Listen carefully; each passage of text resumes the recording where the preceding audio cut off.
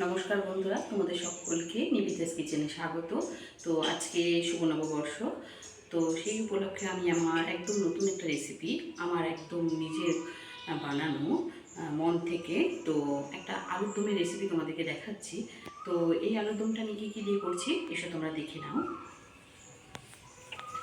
এর জন্য আমার লাগছে বন্ধুরা শুকনো লঙ্কা, তেজপাতা, জিরে ফোড়ন, এখানে ধনে বাটা, জিরে বাটা, পেঁয়াজ, আদা, রসুন বাটা, এখানে লাগছে আমার কিছু পেঁয়াজ কুচি, টমেটো কুচি। আর বন্ধুরা এখানে আমি ছোটো আলু দিয়ে করব, সেই জন্য আর কাঁচা। তো দেখো এখানে ছোটো আলুগুলোকে সুন্দর করে কেটে নিয়েছি পরিষ্কার করে। আর এটা আমি কাঁচাই করব, আর প্রেশার কুকারে দিয়ে করব, দেখবে তোমরা। আর এখানে কিছু খাসির চর্বি আছে। তো এই দিয়ে আজকে আমি তোমাদেরকে একটা আর কি অন্যরকম একটা আলুর দম করে দেখাবো। তো দেখো এখানে কড়াইতে আমি তেল গরম করতে দিয়ে দিয়েছি। তো প্রথমে আমি এর মধ্যে তেজপাতা দিয়ে দিলাম, শুকনো লঙ্কা দিয়ে দিলাম, আর জিরে দিয়ে দিলাম। এই ফোড়নটা ভাজা হলে এর মধ্যে আমি দেখো এখানে আমার ফোড়নটা সুন্দর করে ভাজা হয়ে গেছে। তো এর মধ্যে আমি এখন বাটা মশলাগুলো অ্যাড করব। এখানে একটু আলু দিয়েছি, আমি সবসময় মশলাটা জল দিয়েই কষে নিই। তো এই মশলার মধ্যে আমি এখন পরিমাণ মতো আদা বাটা, জিরে বাটা, ধনে বাটা, রসুন বাটা, পেঁয়াজ বাটা, সবই আমি বাটা মশলা ব্যবহার করি বন্ধুরা, কারণ এই বাটা মশলার মতো স্বাদ অন্য কোনো কিছু তো হয় না। আর এর সাথে আমি এখানে দিয়ে দেবো পরিমাণ মতো হলুদ, আর ঝালটা অবশ্যই তোমরা তোমাদের স্বাদ মতো দেবে। এখানে দিলাম লঙ্কার গুঁড়ো, আর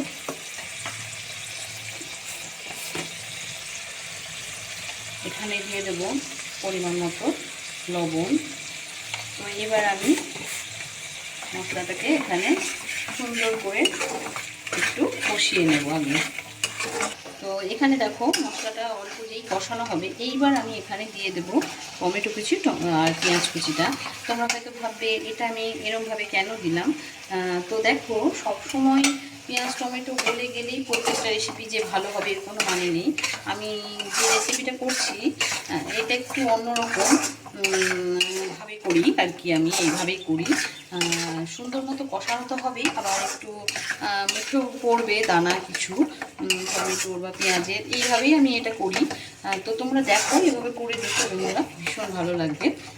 তো যাই হোক আমি এবার এটাকে সুন্দর মতো তেল ছড়িয়ে নেব, যাতে যতক্ষণে না এই মশলা থেকে তেল ছাড়বে ততক্ষণ আমি এখানে আমি একটু কষতে দেবো। তো 5 মিনিটের জন্য আমি ঢেকে দিচ্ছি। তো দেখো বন্ধুরা মধ্যেখানে আমি একবার ঢাকাটা দিয়ে আমি এখানে একটা নেড়ে দিয়েছিলাম। তো দেখো মশলাটা থেকে সুন্দর মতো তেল অনেকটাই ছেড়ে দিয়েছে। তো এই পর্যায়ে আমি এখন আলুগুলোকে দিয়ে দেবো। আর এইবার হচ্ছে সবচেয়ে রান্নার মেন পার্ট, সেটা হচ্ছে এই আলুর সঙ্গে সুন্দর করে মশলাটাকে আমাকে এখন ধৈর্য ধরে কষাতে হবে, যাতে আলুটার মধ্যে মশলাটার ফ্লেভারটা সুন্দর মতো ঢুকে যায়। তো সেই কারণে আর আমি মনে করি আলুর দমটা যদি একটু সেদ্ধ করে করা হয় কোথাও যেন আমার কাছে একটু টেস্টটা অন্যরকম লাগে। তো আমি যখন আলুর দমের যে কোনো রেসিপি করি বন্ধুরা, তো আমি এটাকে কাঁচাভাবেই করি, তাতে আমার কষতে খুব সুন্দর হয়। আর সেদ্ধতে অসুবিধা হয় না, তোমরা দেখবে কেন অসুবিধা হবে না। আমি এটা সুন্দর মতো কষিয়ে প্রেশার কুকারে হতে দেবো, তো সেই কারণে আমার অসুবিধা হয় না। তো এবার আমি এখানে ঢেকে দেবো। তো দেখো বন্ধুরা এখানে আলুটাকে আমি সুন্দর মতো কষিয়ে নিচ্ছি, তোমরা দেখতেই পাচ্ছ এখানে আলুটা কত সুন্দরভাবে কষানো হচ্ছে। তো আমি এই পর্যায়ে এখানে চর্বিটা দিয়ে দেব, আর এটার সঙ্গে যারা ঢাকা দেবো না, আমি সুন্দর মতো কষিয়ে নেব, ভালো করে কষতে দেব 5 মিনিট। এটাকে আমি একটু কষিয়ে নিচ্ছি। তো দেখো বন্ধুরা, এই পর্যায়ে খুব সুন্দর মতো আমার আলুর সাথে মশলাটাকে কষানো হয়ে গেছে।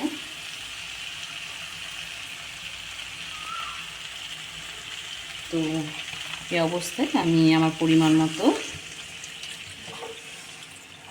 জল দিয়ে দেব। তোমরা তোমাদের প্রয়োজন মতো দেবে, যতটুকু লাগবে আর কি। আর এইবার আমি আমার মনে হয় প্রেশার কুকারে দিব, যেহেতু তো সেহেতু বেশি জলের প্রয়োজন নেই। কিন্তু আমি এই আলুর দমটা একদমই কষা কষা করবো না, তাই আমি একটু ঝোল যেহেতু রাখবো। তো এই দেখো বন্ধুরা, এইটুকু জল আমার লাগবে। আর এইবার আমি বন্ধুরা এটাকে প্রেশার কুকারে দিয়ে দেবো। দেখো আমি গ্যাসের ফ্লেম দুটো সিটি দিয়ে বন্ধ করে দিয়েছি। আর আমি করে এবার দেখাচ্ছি তোমাদেরকে। জিনিসটা দেখো কত সুন্দর হয়েছে বন্ধুরা। তো এই অবস্থায় আমি এখানে একটু গরম মশলা দিয়ে দেব,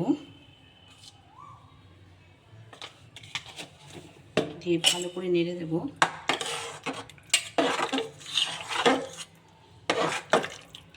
তো এবার দেখো তোমরা কত সুন্দর দেখতে লাগছে, আর বিশ্বাস করো বন্ধুরা ততটাই সুন্দর খেতেও লাগে। তো যাই হোক, অবশ্যই আমার এই রান্নাটা যদি তোমাদের ভালো লেগে থাকে, তো তোমরা আমার এই রান্নাটাকে অবশ্যই বাড়িতে একটু ট্রাই করে দেখো কেমন লাগলো। তো আমি বলবো, আমি আমার মতো করে আমি আমার রেসিপিগুলোকে তোমাদেরকে দিই, তো তোমরা একবার করে দেখো। তো যদি ভালো লেগে থাকে তোমাদের, অবশ্যই আমার এই চ্যানেলটাকে। আর সবাই ভালো থেকো। আজকে শুভ নববর্ষ। আবার তোমাদেরকে বললাম খুব ভালো কাটুক তোমাদের দিনগুলো। আবার কালকে নতুন একটা কোনো রেসিপি নিয়ে আসবো। নমস্কার।